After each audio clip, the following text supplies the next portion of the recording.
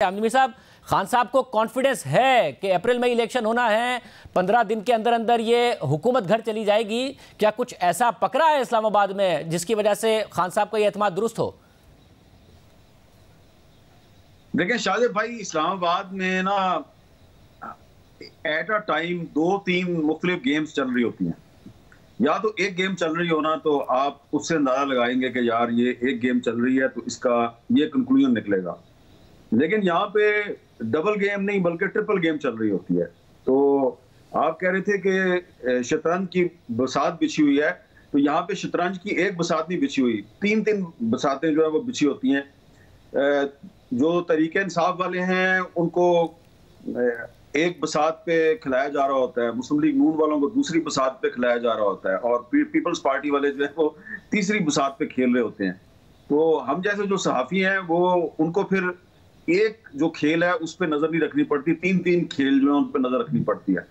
लेकिन जो सबसे अफसोसनाक बात है वो ये है कि जो इस वक्त ये जो सियासी शतरंज के खिलाड़ी हैं, इनको जो हालात की नजाकत है उसका बिल्कुल भी एहसास नहीं है।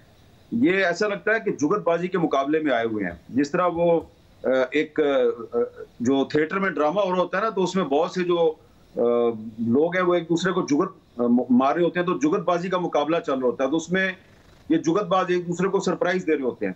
तो यहाँ पे भी जो है ना सरप्राइज देने का एक मुकाबला लगा हुआ है, और सरप्राइज देके फिर वो कहते हैं कि जनाब फिर मिलेंगे प्यारे। आपने देखा ना कि इस तरह की बातें भी हो रही हैं।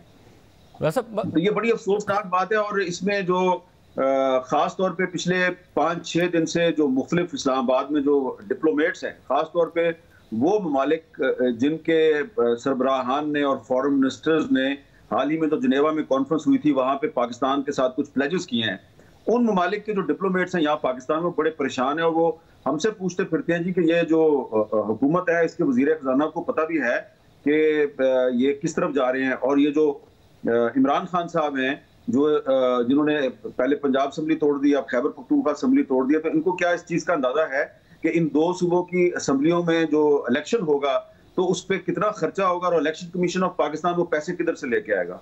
तो ऐसा लगता है कि ये जो हमारे सियासतदान हैं, ख्वाह उनका ताल्लुक तहरीक इंसाफ से या मुस्लिम लीग नून से है या पीपल्स पार्टी से है, उनको ना तो अवाम के मसाइल का अदराक है, ना ही उनको मुल्की मुएशत जिन खतरात से दो चार है उसका कोई एहसास है। बस वो अपने अपने खेल में लगे हुए हैं, जुगते मारे एक दूसरे को सरप्राइज देने के मुकाबले में लगे हुए हैं। मगर आमिर साहब, जो मुल्क के हालात हैं, ऐसा नहीं होगा कि सभी फिर सरप्राइज हो जाएं, क्योंकि मुल्क खुदा न खास्ता डिफ़ॉल्ट की तरफ बढ़ सकता है। एक इमरान खान साहब हैं, वो किसी भी तरीके से इस हुकूमत को गिराकर हुकूमत में आना चाहते हैं, चाहे कोई भी कॉस्ट हो। 2 असेंबलियाँ तहलील कर दी हैं। दूसरी तरफ शहबाज शरीफ साहब हैं और PDM है, वो किसी भी तरीके से अपना टाइम पूरा करना चाहते हैं और उसकी कॉस्ट अदा करने को तैयार नहीं है, जो कि IMF प्रोग्राम की बहाली है उसके फैसले करने को तैयार नहीं है। तो ये दोनों ही सरप्राइज होंगे और इस मुल्क को और आवाम को भी सरप्राइज करेंगे जिस तरफ चीजें जा रही हैं। देखिए फिलहाल तो मैं बड़ा सरप्राइज हूँ, और मुझे पता है किस चीज का सरप्राइज है। मैं इस चीज पे सरप्राइज हूँ कि मैं तहरीक इंसाफ के जिस भी लीडर से बात करता हूँ तो वो उसका जो कॉन्फिडेंस है ना वो मुझे सरप्राइज कर देता है। उनको कॉन्फिडेंस है कि ये 15 दिन में हुकूमत जा रही है ये, और उनका कॉन्फिडेंस देख के ना तो मैं सरप्राइज हो जाता हूँ। फिर जब मैं हुकूमत से के वजीर खजाना से या और वज़रा हजरात है उनसे पूछता हूँ कि यार आपको कोई एहसास है कि आप डिफॉल्ट की तरफ जा रहे हैं, तो वो कहते हैं, मेज पे हाथ मारते हैं, चुटकी बजाते हैं या मुक्के पे मुक्का मारते हैं और कहते हैं कि जनाब हामिद मीर साहब लिख लें हमारी बात और जेब में डाल लें, हम डिफॉल्ट नहीं होने देंगे। भाई आप कैसे नहीं डिफॉल्ट होने देंगे? कोई कहता है जी वो रिकॉर्डिंग के पैसे आने शुरू हो गए हैं, कोई कहता है कि जी स्टेट बैंक के गवर्नर ने बताया कि बस कल से जो है वो डॉलर्स आ रहे हैं पाकिस्तान में और बहुत बड़ी तादाद में आ रहे हैं। और उनको ये भी साथ ही साथ ये भी वो एक तड़का लगा देते हैं और थोड़ा सा मुंह ऐसे करीब करेंगे आपके कान के, कहेंगे वो इमरान खान की छुट्टी होने वाली है। मैं कहता हूँ भाई इमरान खान कह रहा है कि आपकी छुट्टी होने वाली है, वो कहते हैं नहीं इमरान खान की छुट्टी होने वाली है। तो उनका भी कॉन्फिडेंस जो है वो मुझे सरप्राइज कर देता है। तो ये इतने सरप्राइज देते हैं ये हमें इस्लामाबाद में कि वो सरप्राइज जो है उसके बाद फिर हम डिप्रेशन में चले जाते हैं। अल्लाह ताला हमें डिप्रेशन से बचाए और पाकिस्तान को भी मसाइल से बचाए। तो हामिद साहब, इस वक्त ज़ाहिर सियासी चालों की वजह से दोनों का एतमाद है, हालांकि ग्राउंड रियलिटीज़ और मईशत के जो हालात हैं वो बहुत ही अजीब हैं।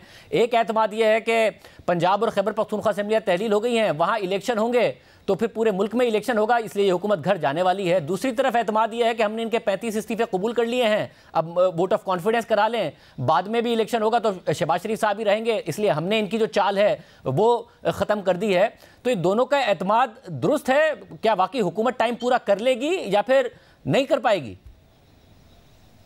देखिए, आज दोपहर को मेरी तहरीक इंसाफ के एक रहनुमा से भी बात हुई और बाद में 2 फेडरल मिनिस्टर्स हैं उनसे भी मेरी बात हुई। मैंने एक ही सवाल उनसे पूछा, वो तहरीक इंसाफ वाले जो है, मैंने उनसे कहा कि आपको ये कैसे यकीन है कि खैबर पख्तूनख्वा और पंजाब में अगर इलेक्शन होगा तो दोबारा आप ही की हुकूमत बनेगी, क्योंकि कराची में तो आप तीसरे नंबर पे आए हैं। तो कराची पाकिस्तान का सबसे बड़ा शहर है, कराची को हम मिनी पाकिस्तान कहते हैं। तो जो कराची का फैसला है क्या वो असरअंदाज नहीं होगा पंजाब और खैबर पख्तूनख्वा में? तो उनको कोई इसका, वो कहते हैं नहीं पीपल्स पार्टी ने वहां धांधली की है। तो मैंने कहा कि फिर निगरान हुकूमत होगी पंजाब में भी और खैबर पख्तूनख्वा में भी, धांधली वहां पे भी हो सकती है। लेकिन पता नहीं, मुझे समझ नहीं आती कि वो बहुत ही ओवर कॉन्फिडेंस का शिकार है और वो कहते हैं नहीं हमारी हुकूमत बन जाएगी और फिर जब हमारी हुकूमत इन 2 सूबों में बन जाएगी तो फिर इलेक्शन जब भी होता है तो फिर मेजोरिटी हमें मिलेगी। और दूसरी तरफ जो वफाकी वुज़रा हैं, एक का ताल्लुक पीपल्स पार्टी से था, दूसरे का ताल्लुक मुस्लिम लीग नून से, उनको भी यकीन है कि जनाब नवाज शरीफ साहब पाकिस्तान आएंगे तो हालात बदल जाएंगे। अब नवाज शरीफ साहब पाकिस्तान आएंगे तो हालात कैसे बदलेंगे? और जैसा कि आप अभी कह रहे हैं कि इनको ये भी यकीन है कि आइंदा वज़ीर-ए-आज़म शहबाज शरीफ साहब ही होंगे।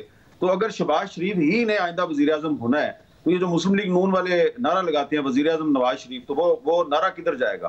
तो इसका मतलब ये है कि कहीं ना कहीं ये फैसला हो गया है कि इमरान खान को भी नाअहल करार देना है और उसकी वजह से फिर नवाज शरीफ साहब जो हैं वो भी नाअहल रहेंगे। वो जो मुस्लिम लीग नून वाले ये दावा करते थे कि जी नवाज शरीफ वापस आएंगे तो हम उनकी नाअहली खत्म कर देंगे, मुझे लगता है कि वो खत्म नहीं होगी।